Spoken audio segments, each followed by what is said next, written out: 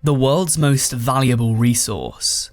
An entity grander than life itself and more treasured than any amount of imagined riches. To many, they're more important than survival's most necessary needs. Water, food, shelter, clothing, health and safety. These all pale in comparison.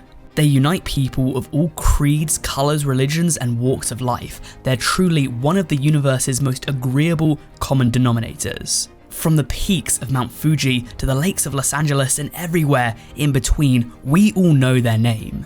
Purely perfect goddesses among us mortals forced to walk this earth in sin. Of course I'm talking about E-Girls. In this video, I'm doing a deep dive on the subculture to unearth the hidden realities of one of nature's most seemingly glorious creations. But here, in this moment, we will ask if this is really the case. From the dangers that these women face every day for merely doing their job to the leaked group chat that almost ended it all, these are the darkest depths of the E-Girl community. Now this is naturally a large task here, and I think the first and most appropriate place to start is to talk about some of the misconceptions in the E-Girl subculture, because we need to understand what they are and how they're perceived before we can start talking about the implications of their presence online. So an E-Girl is generally defined as an active internet user, likely an anime or gaming fan, who have cultivated an aesthetic that blends emo, skater and Japanese styles into their look.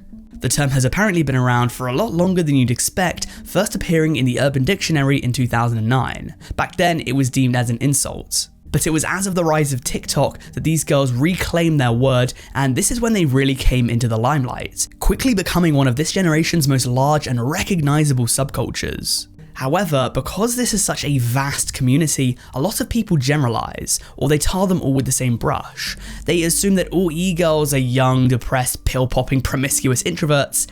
And though yes, there are definitely some young, depressed, pill-popping, promiscuous introverts in the mix, this isn't representative of all of them. Just most of them. Some E-Girls are out there dancing on TikTok because they're happy, some E-Girls have social lives, some of them aren't depressed. I think. I'd wager at least one or two of them aren't depressed. So now we know how E-Girls are stereotyped, let's talk about the time they used their good looks and wily charm to convince a generation of young boys to grab a gun and join the military. These monsters. These sirens have sung their song, and only beeswax in thine ears shall help you resist their temptations. So the story here is that there's a TikToker called Heylugen who back in January of this year went viral because of her content where she posts thirst traps inside helicopters and posts selfies with semi-automatic weapons. She's described herself as a psychological operations specialist, which has made people wonder, is this girl actually helping to recruit people to the US Army? Has she been employed to try and recruit a bunch of simpy young men to strap on their boots and shave their head? Her damn website is called Psychops, which is an overt reference to PsyOps, which means psychological operations. So while it's definitely possible, because this is just so blatant, I'd guess that it's more likely that this is just a marketing strategy to help her grow online, giving her an angle. But I mean, I'm sure that the US military has done stranger things in the past. And the strangest thing is, and you're not going to believe me when I say this, but the more you look into it, the more you might start to see just a bit of credibility to this theory. This isn't some isolated incident, and Lujan isn't the only military thirst trap. #MilTok is a rapidly growing area of TikTok, and users such as Bailey Crespo and Kayla Salinas have both been described as E-Girls using Sereno's sex appeal to lure the internet simps into the armed forces by a Dazed Digital article which I read while researching this topic. This article also mentions Natalia Fadif, who is a little bit less subtle in approach, going as gun waifu online and having 2.7 million followers on the platform. According to this article, she's an Israeli influencer and an IDF soldier who uses waifu aesthetics and catgirl cosplay to peddle pro-Israel propaganda. The article goes on to say that she poses to camera Akigao style with freshly manicured nails wrapped neatly around a Glock. The Uwu-ification of the military functioning as a cutesy distraction from the shadowy colonial context. So you're telling me that armies around the world are about to get Uwu-ified? Because if so, count me in! I mean, let's just say you're in the middle of an active war zone, just minding your own business, and then from out behind you, whack! You just get knocked out, blackout. You wake up just chained to a wall. You look around, you're like, oh, what's going on? You see two e-girls just doing a little fucking TikTok dance over your like body before you're about to get tortured for some information. I could get behind that, but there is a problem that could come from this. As the article says, influencers could soon become weapons in a government's arsenal. Influencers have influence by design, it's in their name, and recruitment rates in the military have been dropping substantially when comparing Gen Z to previous generations. So if all's fair in love and war, what's to stop these thirst traps from trying to boost those numbers? And if all of this seems a bit far-fetched to you, let it be known that in December 2022, it was reported by Vice's tech wing called Motherboard that the US military had plans to recruit Gen Z via very unconventional methods, such as through Twitch, esports, and the WWE. Particularly, they put an emphasis on trying to recruit women, black, and Hispanic people because I guess the US Army just isn't diverse enough. The Motherboard article also claims that the US military name-dropped creators such as Swag and Alex Zedra in their plans, who apparently refused to comment when asked to by Vice. I'm seriously considering making a full video on this topic because I haven't seen many people talk about it, and there's so much more that I haven't gone over that I potentially could, so please let me know in the comments if you'd be interested in seeing that. But because these e-girls have such a strong, ironclad grip on their impressionable, chronically online, and let's be honest, desperate fans, there has to come a point where you ask the question, are these fans being exploited? Okay, now this is a really interesting conversation because different people are going to view it very differently. And we're not talking about e-girls that are just doing some funny dances on TikTok or the ones that genuinely stream games because they love to do it. We're talking about the ones that blur the lines into sex work. The ones that dress provocatively, the ones that play their sexiness up to the camera, and they'll usually sell some sort of goods or services. And I'm going to primarily focus on Twitch because that's where this kind of thing seems the most prevalent. The fascinating thing when it comes to these types of women is that some people would say that the very nature of their employment would exploit them because women that are in sex work have notoriously been taken advantage of over the years. There's no denying that. And even though a lot of these people would not classify what they do as sex work because all they do is sit in a kiddie pool and make ASMR noises into a microphone, it's no secret that there is an overt sexual element in that to some people that are consuming their content. These people, depending on their levels of desperation, might donate some money. And some of them might donate a lot more money. And some of them might donate a ton of their money. Thus, some people would say that these e-girls are exploiting their audience via using their body to get whatever they want, or playing up a persona to the camera, or just selling their bathwater, like what? Now, it's important to say that some people just donate to streamers to thank them for their work. These people are entertainers. They're there when their audience are going through difficult times. It's obviously the teenage boys that are using their mum's credit cards which are the problem, or even worse yet, fully grown adults that are bankrupting themselves to get their favourite streamer to thank them in the chat.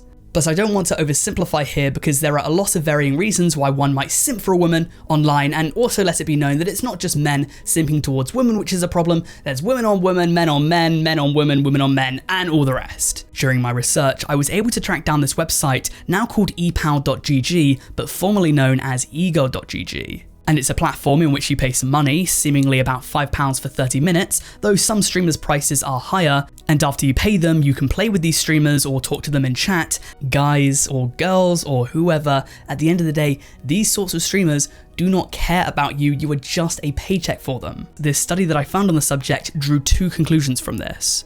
One of which was the widespreading relevancy of gender in games. This study was written by Christine H. Tran in 2022, and though it's a bit wordy throughout, it ends on a conclusion that's an important aspect of e-girl culture. It reads, hubs for self-titled e-girls such as Twitch and TikTok reflect a micro-celebrity ecosystem where the language of realness, or at least believability, is a valued commodity. And that's where we're heading next, because this video would be impossible to talk about without mentioning the lifeblood of being an e-girl, and that is accessibility. Never before have the people that you're obsessed with been so easy to contact. But let me say that again from the creator's perspective, because never before has it been so easy for people obsessed with you to contact you. So yeah, I don't know if I'm beating a dead horse with this one. I'm sure you've heard of parasocial relationships in the past. Just in case you haven't though, it's a buzzword that's just had all life sucked out of it by content vampires, and honestly it drives me a little batty to talk about, but if you look in the news, it doesn't seem as though things are getting any better. Amaranth is perhaps the most famous creator on the receiving end of this, because literally as of like a week ago when I wrote the script for this video, the creep returned. If you don't know her story, to summarize it, she has an Estonian stalker who's flown to Houston, where she lives, multiple times now in an attempt to, like, be with her, I guess. Apparently he obsessively DM'd her asking her why she didn't pick him up at the airport and whatnot, despite the fact that she doesn't even know him. I mean, just strange, creepy thinking. This person clearly needs help and clearly needs a restraining order. And clearly this isn't a one-off kind of deal for people on the internet, especially women. Valkyrie was stalked by a guy who also hopped in a plane to get into contact with her, then obviously Mira, who had her home vandalized by a stalker, Nico, who had her stalker write a 246-page fucking anthology on her and how she led him on, and then also Pokimane, Sweet Anita, and essentially every other large female creator that you can think of. Let me be clear that creepy behaviour is not exclusive to women online, and it's definitely not exclusive to e-girls because everyone gets it. Blokes get it, I've had it before. It generally happens nowhere near as frequently to men, and usually not as severely. And I'd like to think that I'm well versed in talking about this because this topic in particular was a large part of my 2022 documentary Discontent, where I was able to actually get a first-hand account of stalking and harassment from Kiwo, a famous streamer on Twitch. I've criticised a lot of the more negative aspects of e-girl culture so far in this video, and don't worry, I will continue to do so, but I think it's important to remember that at the end of the day, these people are humans too.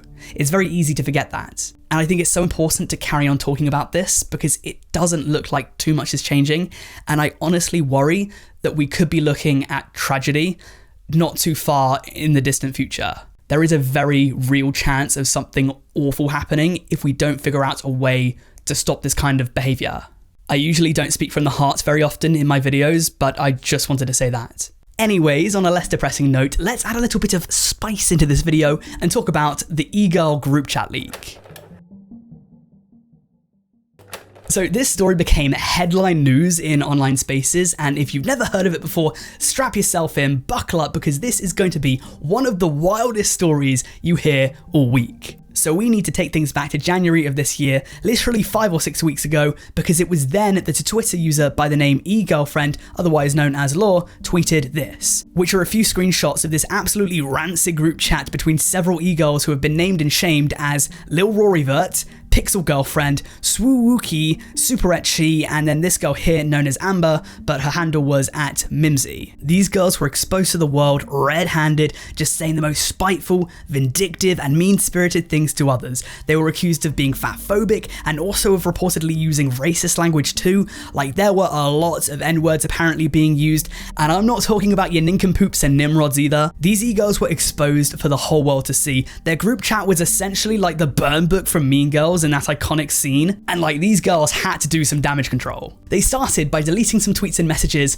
before immediately hopping on another group chat, chatting more shit, and then getting exposed for it again. Like, at that point, it's just game over. Your online career is just in the gutter. Eventually, this all got a bit too much for the girls, who one by one would delete their Twitter accounts. Let it be known too that these weren't just nobodies. A lot of these women had a fair following online, some of them hundreds of thousands of followers. And it just goes to prove the point that we discussed a moment ago, that you really don't know your favourite creators at all, so there's no point in forging a one-sided relationship with them. This normally seems like an incredibly hard thing to come back from, but just as Wang pointed out, I don't think anyone was paying attention to these girls because of their upstanding moral character, so we'll have to wait and see. And I'll have to wait and see what your take on this next story is, because did you know that in the past, people have accused the e-girl community of cultural appropriation?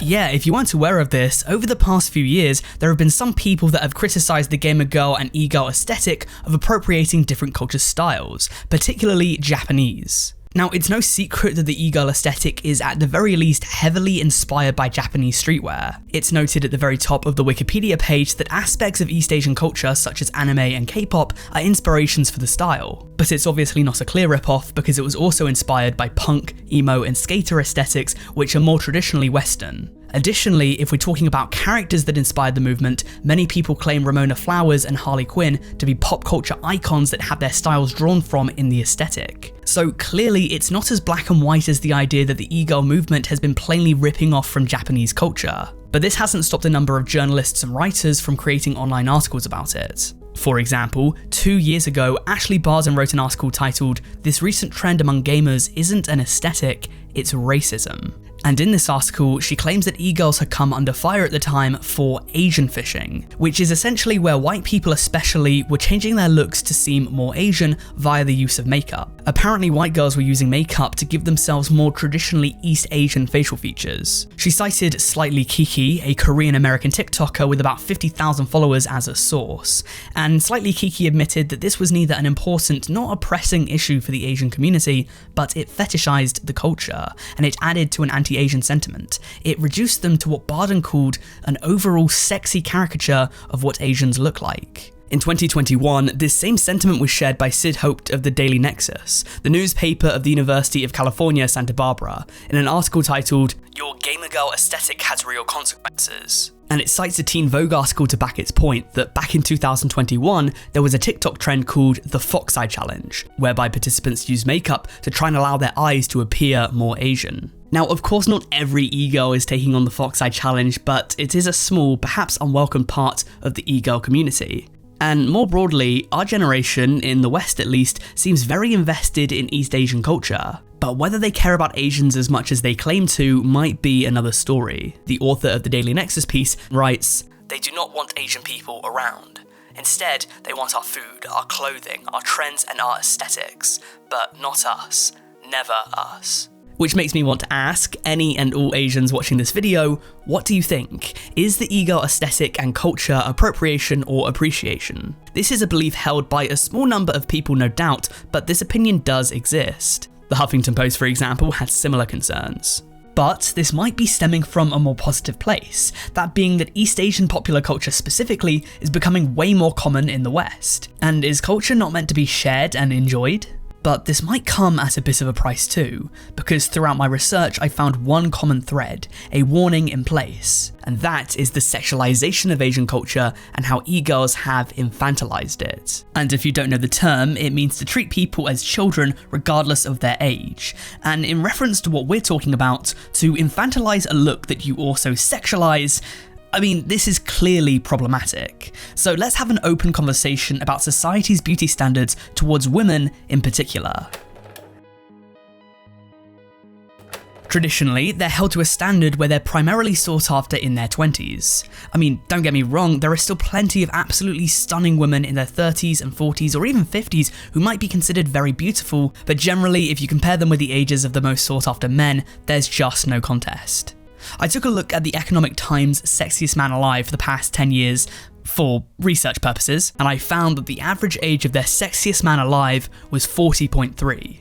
In comparison, in Esquire's Sexiest Woman Alive, the average age of the winner was 30.3. Or you could take Elizabeth Brutch's 2018 study of online dating, where she found that while a woman's desirability on dating apps consistently dropped from the time she's 18 until the time she's 60, a man's desirability, on the other hand, actually increases with age, peaking at about 50 before dropping off. This study also covered both sexes' preference in ethnicity and education level, so pause if you want to have a look at it.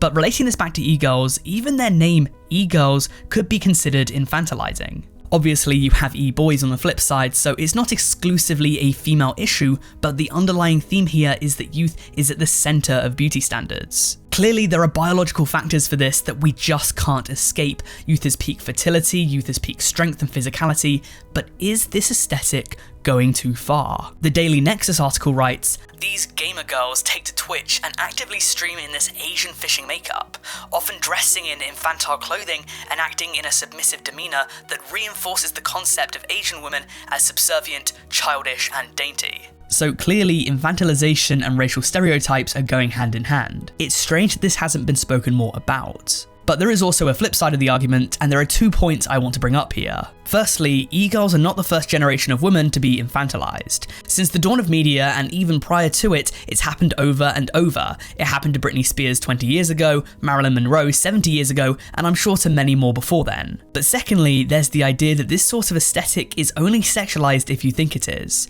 There have been a few e-girls who say that their method of dress is merely self-expression, and so if you're sexualizing them, that's on you, not them. Blaming women for how they dress has never been a good argument in many people's minds. Just because you dress a certain way doesn't necessarily mean anything, it might just mean that you like the clothes. I, for example, have always taken large inspiration from the rocker and greaser aesthetic in my style. I just think it's cool, and it's just that. It doesn't mean I want to be living in the 50s, and it doesn't mean I want to be sexualized, regardless of leather jackets being damn sexy. I don't know, what do you guys think? I wanted to open up this dialogue, and I really hope that this video has made you think a bit differently about the e-girl subculture and aesthetic. And if it did, and you enjoyed it, why not check out the darkest depths of the ASMR community? It's a great video, I'm sure you'll love it. Aside from that, thank you for watching, and I'll see you later.